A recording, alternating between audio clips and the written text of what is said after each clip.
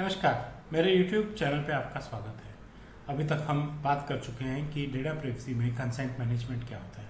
आज हम बात करेंगे कि जब आप कंसेंट के लिए फॉर्म बना रहे हैं तो आपको लैंग्वेज के आधार पर किन चीज़ों का ध्यान रखना चाहिए। आइए पहले बात करें डेटा प्राइवेसी क्या होती है। डेटा प्राइवेसी मेरा हक है, मैं तय करूँगा कि मैं अपनी कौन सी पर्सनल इन्फॉर्मेशन किसके साथ और क्यों शेयर करना चाहता हूँ, क्या काम करके देगा वो मुझे या क्यों उसको मेरी पर्सनल इन्फॉर्मेशन चाहिए, और क्या वो मेरी पर्सनल इन्फॉर्मेशन आगे किसी और के साथ शेयर कर सकता है, अगर हाँ तो कितनी और क्यों, और अगर ये पूरा का पूरा काम हो सकता है तो क्या उसने मेरी परमिशन ली है। तो ये जो मेरी परमिशन वाली बात है उसको हम डेटा प्राइवेसी में कंसेंट मैनेजमेंट कहते हैं। और डेटा प्राइवेसी में रूल्स और लॉज हैं जो मेरी मदद करेंगे कि अगर मेरी कोई इन्फॉर्मेशन कहीं गलत तरीके से इस्तेमाल हो रही है या गलत जगह शेयर्ड है तो मैं अपने आप की रक्षा कैसे कर सकूं, मैं कैसे ये बता सकूं कि मैंने इस काम के लिए किसी को कोई इन्फॉर्मेशन नहीं दी है। अब हम बात करते हैं कि कंसेंट मैनेजमेंट क्या होता है। कंसेंट मैनेजमेंट वो छोटा सा प्रोसेस है जिसमें कोई मुझसे मेरी जानकारी लेता है, अपने पास रखता है, मैनेज करता है। क्यों मैनेज करता है, कलेक्ट करता है, प्रोसेस करता है और शेयर करता है किसी और के साथ। इस पूरे प्रोसेस को कंसेंट मैनेजमेंट कहते हैं। ठीक, मेरी इन्फॉर्मेशन किसी ने मुझसे ली, अपने पास रखी, इस्तेमाल की या किसी और के साथ शेयर की, उसकी मेरे से परमिशन लेने को कंसेंट मैनेजमेंट कहते हैं।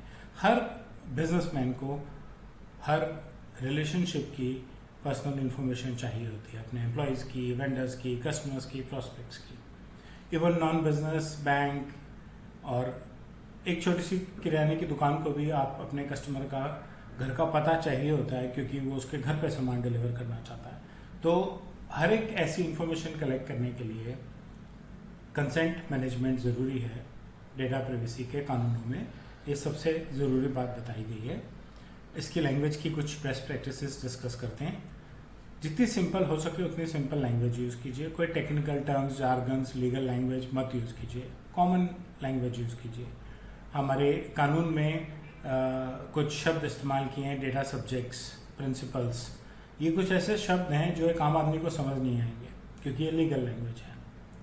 ठीक, तो आम आदमी को के लिए जब आप कंसेंट फॉर्म बनाएं तो ऐसी भाषा लिखें जो उस आम आदमी को समझ आ सके। ठीक है, उसको आप ऐसा ना लगे कि आपने कोई ऐसी अनफेमिलियर लैंग्वेज यूज़ की है जो उसको समझ ही नहीं आ रही, पर हाँ उसको क्योंकि आपसे काम कराना है तो वो कागज़ साइन कर रहा है। ऐसा नहीं होना चाहिए और उसको प्रॉपर लैंग्वेज समझ आनी चाहिए। दूसरी बात है कि अपने फॉर्म को बहुत सीधा और लॉजिकल सा बनाएं। आपको क्या इन्फॉर्मेशन चाहिए, क्यों चाहिए, उसकी प्रॉपर हेडिंग्स, उसको हाईलाइट करके और बुलेट पॉइंट्स में डाल के कि मुझे ये इन्फॉर्मेशन इस काम के लिए चाहिए, इसको मैं ऐसे इस्तेमाल करने वाला हूँ, आपको इसका ये आउटकम देने वाला हूँ। ये बहुत इंपॉर्टेंट है। कंसेंट फॉर्म को लॉजिकली पोजिशन कीजिए, फ्लो चार्ट फॉर्म में अपनी इन्फॉर्मेशन बनाइए। कंसाइज एंड स्पेसिफिक, कोई रेपिटेशन नहीं, कोई कुछ दोहराने की ज़रूरत नहीं है, फालतू की बातें लिखने की ज़रूरत नहीं है। उदाहरण भी देना चाहते हैं अगर किसी चीज़ के लिए तो छोटा सा उदाहरण दें जो सीधी सीधी बात समझाता हो। ठीक है, बिल्कुल बिल्कुल सीधी सीधी भाषा में बताएं कि हम आपकी ये जानकारी इस काम के लिए चाहते हैं, बस, और कुछ भी नहीं।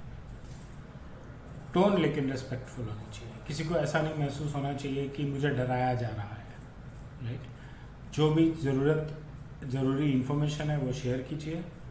यूज़र को उसकी चॉइसेस बहुत पोलाइटली दीजिए।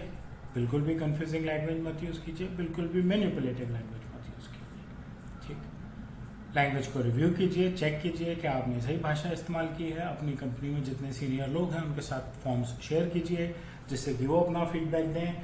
और अपनी कंपनी में कोई लैंग्वेज के स्पेशलिस्ट हैं, लैंग्वेज की चेकलिस्ट आती है कि एक लैंग्वेज में कैसी भाषा इस्तेमाल होनी चाहिए, कैसे शब्द इस्तेमाल होने चाहिए, उसका इस्तेमाल करें। एक्सपर्ट्स के ओपिनियन लें, अपनी लैंग्वेज को कंप्लायंस नीड्स के हिसाब से भी साफ सुथरा रखें।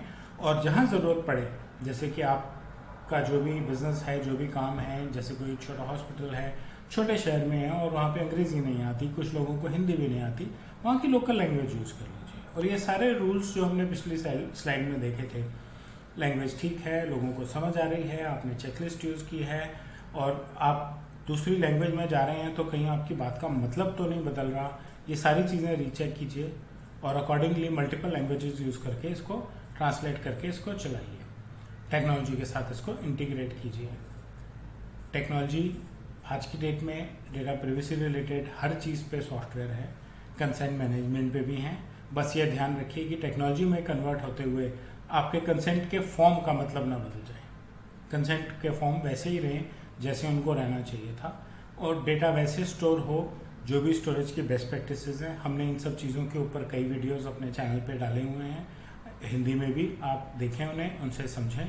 अगर आपको कहीं मदद चाहिए तो डिस्क्रिप्शन में मेरा ईमेल आईडी और फ़ोन नंबर भी दिया है, हम बात कर सकते हैं, आप मुझे मेल कर सकते हैं, आप लिंक्डइन पर मुझसे कनेक्ट हो सकते हैं, जिससे कि हम इस पे आगे चर्चा कर सकें और आपकी मदद कर सकें।